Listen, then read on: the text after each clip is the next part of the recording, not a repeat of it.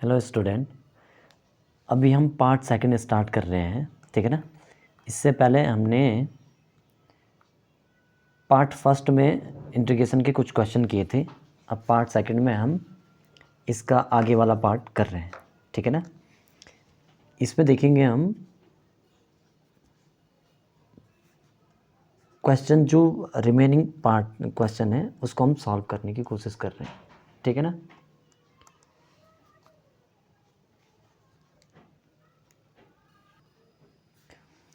इसमें देखेंगे बेटा, हम क्वेश्चन नंबर 6 से स्टार्ट कर रहे हैं ना। एक्सरसाइज 7.1 का क्वेश्चन नंबर 6 से स्टार्ट कर रहे हैं।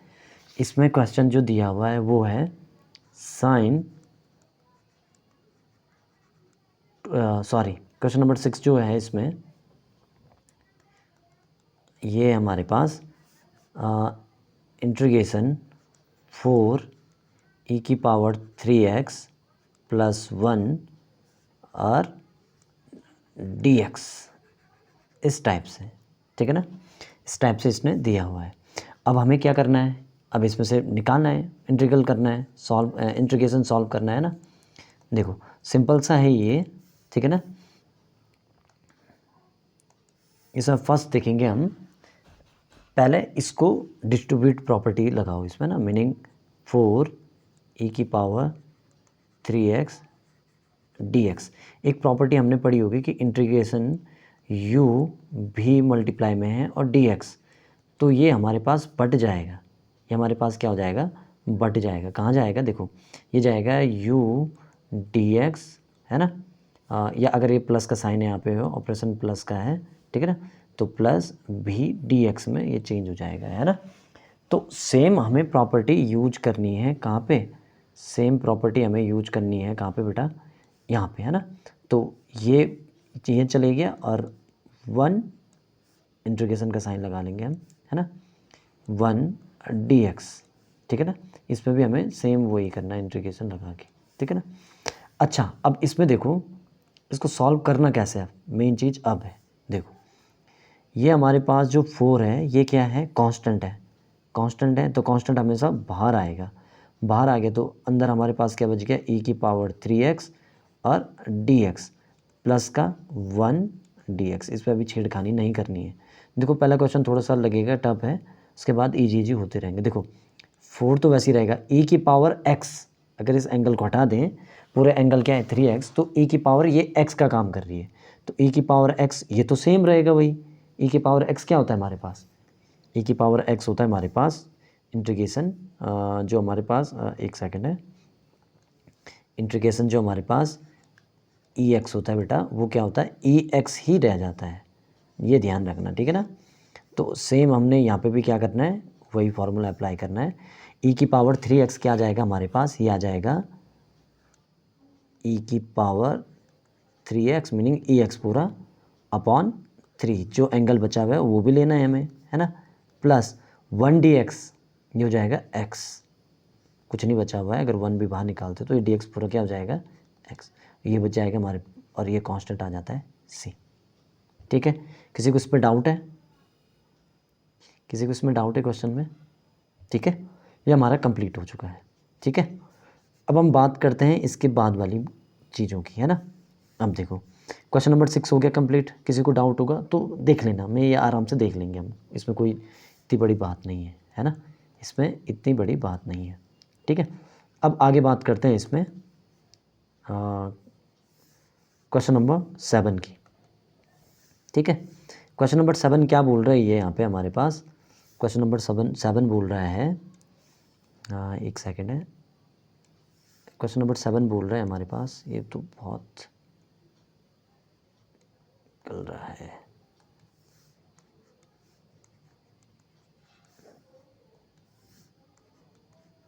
तो कुछ बड़ा ही निकल रहा है यहाँ से। इसके बाद चलेंगे बेटा क्वेश्चन नंबर 7 में, है ना।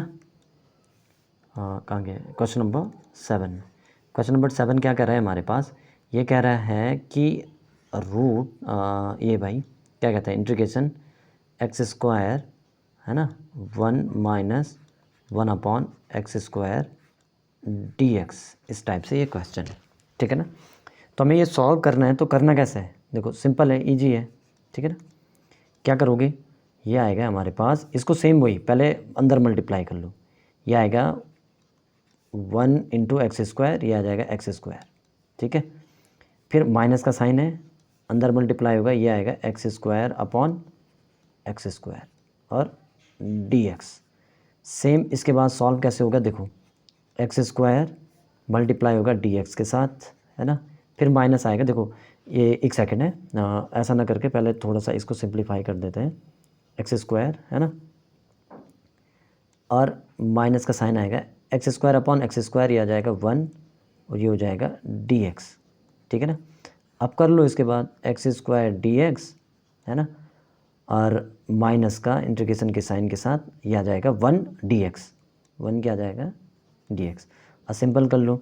अब हमारे पास क्या होता है बेटा, फार्मूले आने चाहिए हमें ना, x⁴n और dx, तो ये क्या होगा बेटा, xn+1 जो पावर है, मीनिंग x की पावर जो n है उसमें हम +1 करेंगे, और जो ऊपर बचा हुआ है n+1, सेम n+1 हमारे पास यहाँ नीचे आ जाएगा, है ना। बस ये हमारे पास ये फार्मूले, छोटे छोटे फार्मूले हैं, इनको हमें जनरल फार्मूले ये याद करने हैं, ठीक है ना। ये याद भी क्या हो जाएंगे, प्रैक्टिस से, प्रैक्टिस करोगे जितना उतना वो हो जाएगा आराम से ना। तो ये आ जाएगा x⁴, 2 + 1 कितना होगा 3 प्लस अपॉन 3 माइनस 1 dx कितना होगा बेटा हमारे पास, 1 dx होगा हमारे पास x, 1 dx क्या होता है हमारे पास x, है ना। तो ये आ गया x, और हमेशा एक कांस्टेंट हम c ले लेते हैं ना, ये हमारे पास आंसर आ गया, ठीक है। वीडियो पॉज करके देख लेना एक बार, दोबारा नहीं आएगा तो कमेंट बॉक्स में अपना कमेंट कर लेना, मैं उसका रिप्लाई जितनी कोशिश होगी मैं रिप्लाई करने की रिप्लाई दूंगा ही दूंगा आपको, है ना। चलो इसके बाद क्वेश्चन नंबर 8 देखते हैं। क्वेश्चन नंबर 8 देखो ज़रा, ये क्या कहता है, क्वेश्चन नंबर 8 कहता है बेटा हमारे पास, क्वेश्चन नंबर 8 कहता है हमारे पास integration ax² + bx + c dx। इस टाइप के क्वेश्चन बहुत पूछे जाते हैं बेटा, है ना। वैल्यू चेंज कर देंगे यहाँ पे, बस वही है सेम। अब करना क्या है, सॉल्व करो आराम से, है ना। ax² dx plus same integration आएगा bx dx, मीनिंग dx को इसके साथ भी लाओ, इसके साथ भी लाओ, इसके साथ भी, ये डिस्ट्रीब्यूट हो रहा है इसके साथ, है ना, प्लस c, है ना, इंटीग्रेशन के फिर dx। अभी देखो ये a b c ये कांस्टेंट है, ये इंटीग्रेशन के साइन से बाहर आ रहे हैं, तो ये आया x² dx प्लस b आया integration x dx plus c बाहर आ गया, अब बचा 1 dx है, या dx भी ऐसा आ जाएगा तो कोई भी दिक्कत नहीं तभी भी। अब a सेम वही x⁴n, तो क्या होता है = x⁴n+1, तो वही 2 + 1 होगा, तो क्या आएगा x⁴3/3, है ना। फिर b ये कितना आ जाएगा x⁴2/2, और फिर प्लस c ये क्या आ जाएगा x, और एक कांस्टेंट आ जाएगा c, है ना।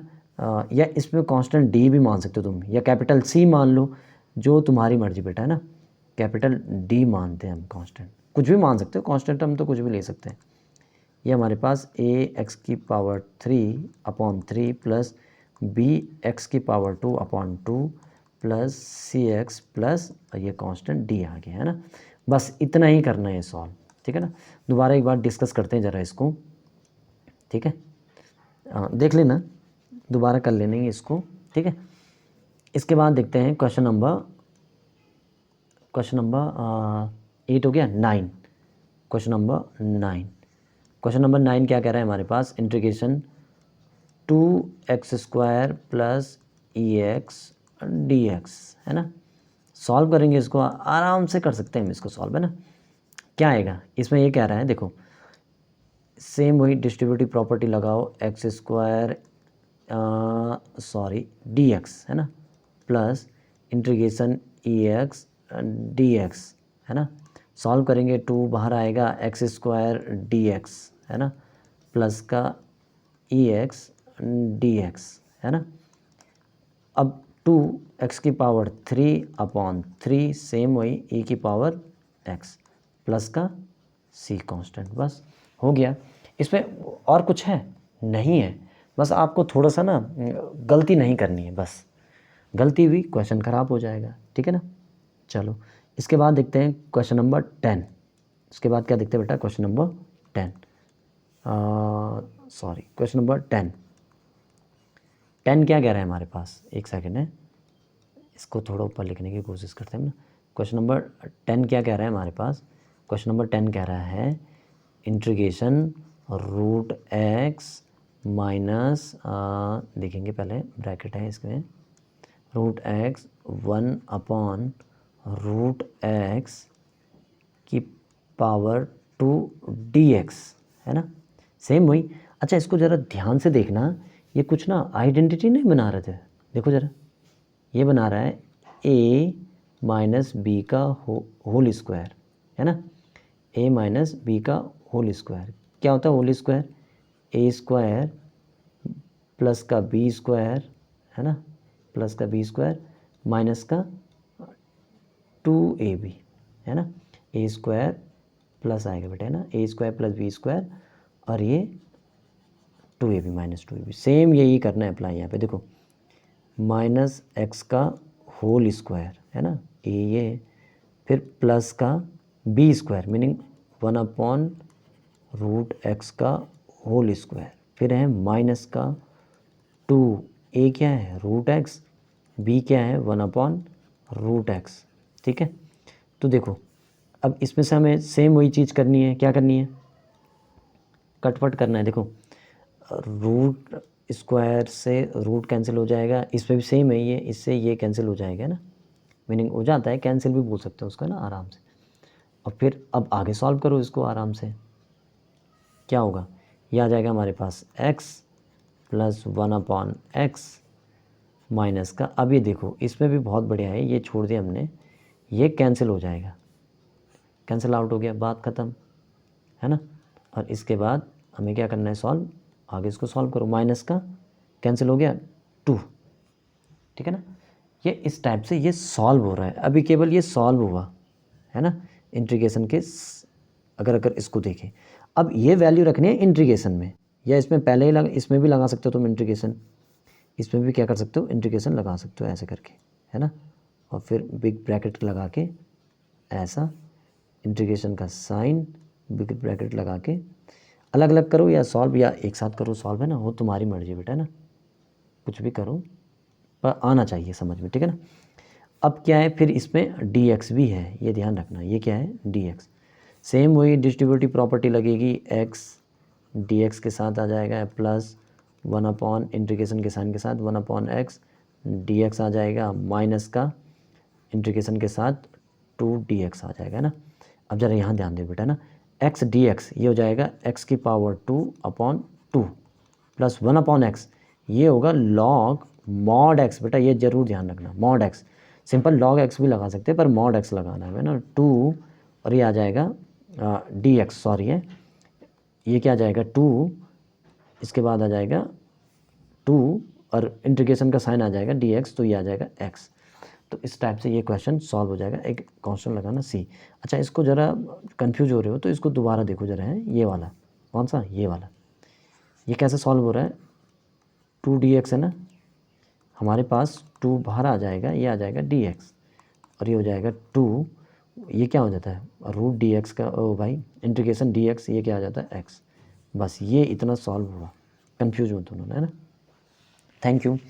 अब ये पार्ट 2 है, पार्ट 3 में क्योंकि इसमें क्वेश्चन बेटा बहुत स्टेप वाइज स्टेप है, तो इसको अब सॉल्व करेंगे इसके बाद वाले लेक्चर में, ठीक है। Thank you.